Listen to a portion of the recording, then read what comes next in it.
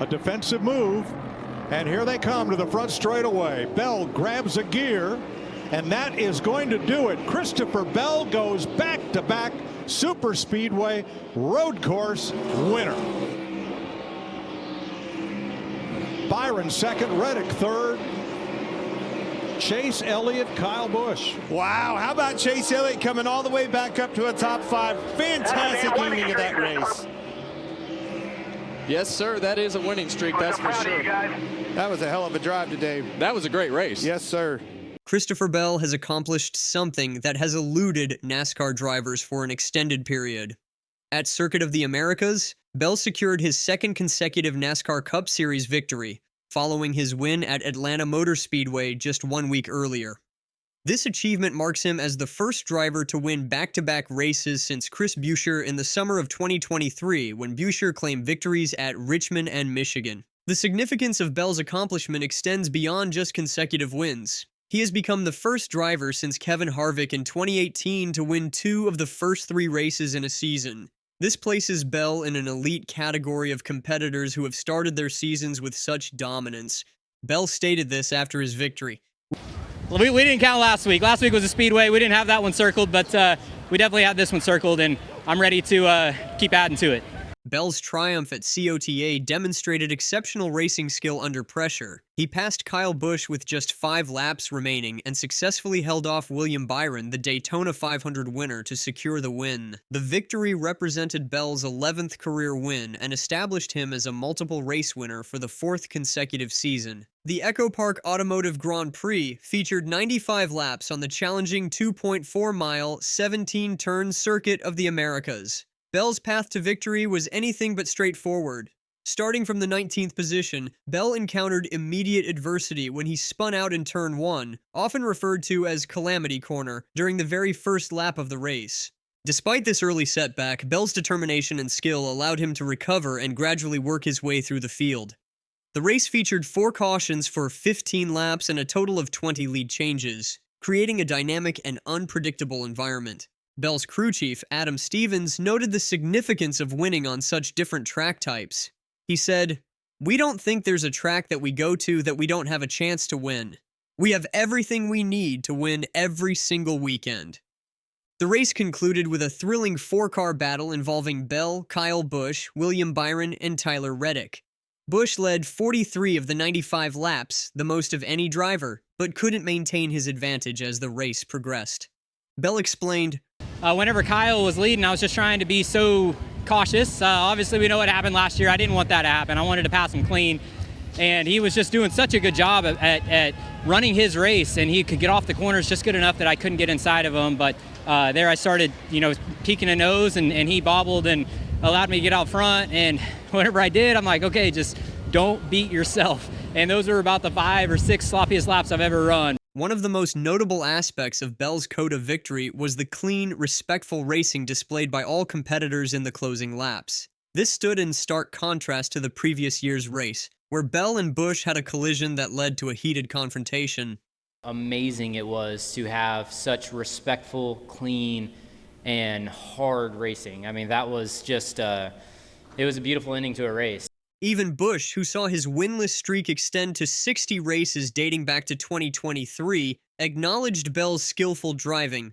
I'll give Cristopher credit, though, where credit's due, and he ran me really hard. And Bell's margin of victory was a mere 0.433 seconds over Byron, highlighting the intensity of the competition.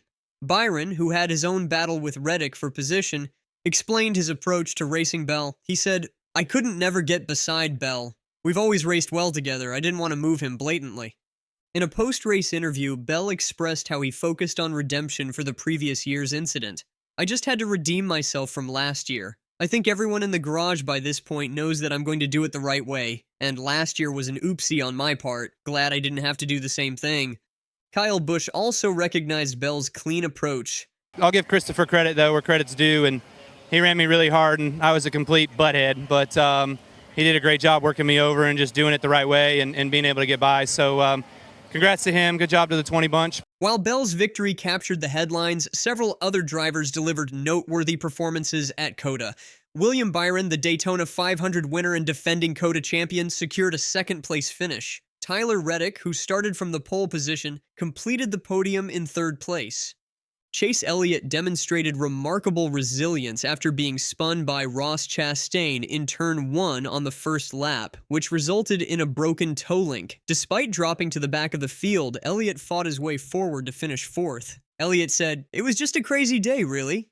I got run over. I felt like there in the first corner. I'm curious to see it. I still haven't seen it to know whether or not I did something wrong. I'm happy to own it if I did. I just felt like it was the first corner of the first lap, and it's just a bummer to get behind, and then we had damage. Allen, Gustafson, crew chief, and the guys did a great job fixing it and getting it that close." Bubba Wallace won Stage 1 after a strategic decision to stay out while most of the field pitted. Similarly, Ryan Preece captured Stage 2 through pit strategy after Shane Van Gisbergen had led most of that segment. The Cup Series debut of 18-year-old Connor Zilisch, who had won the NASCAR Xfinity Series race at COTA the previous day, ended prematurely. Zilisch started 14th and experienced contact in the first lap, but had recovered to reach the top 15 by the start of the 3rd stage. Unfortunately, on lap 50, Zilisch's day came to an end when he couldn't avoid a spin by his Trackhouse Racing teammate Daniel Suarez in turn 19. The collision sent Zilisch into the wall, and his car caught fire, forcing him to quickly exit the vehicle. Zilisch explained, "All I saw was a cloud of smoke, and by the time I saw him, Suarez, it was way too late to do anything. I saw him spinning off to the left, and I thought he was going to keep going in that direction or stay there. I guess he flipped back right and he started coming towards me. Really unfortunate way to end my Cup Series debut. We were one of the top 5 fastest cars in the 2nd stage there. I went from outside the top 30 to 14th, and I felt really good about our Chevy." Bell's consecutive victories establish him as a dominant force in the current NASCAR Cup Series season.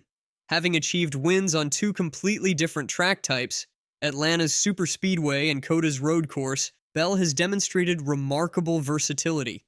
The Joe Gibbs racing driver has now collected 10 valuable playoff points in just the first 3 races of the season, positioning him favorably for the championship battle ahead. Additionally, Bell has become a multiple race winner for the 4th consecutive season, a testament to his consistency at NASCAR's highest level. It's amazing to be sitting here with, more importantly than 2 wins, is 10 playoff bonus points. And we're in a pretty good spot right now, and hopefully, we can go into racetracks that are really good for us. Obviously, Phoenix was a, amazing show for the 20 car last year in the spring race.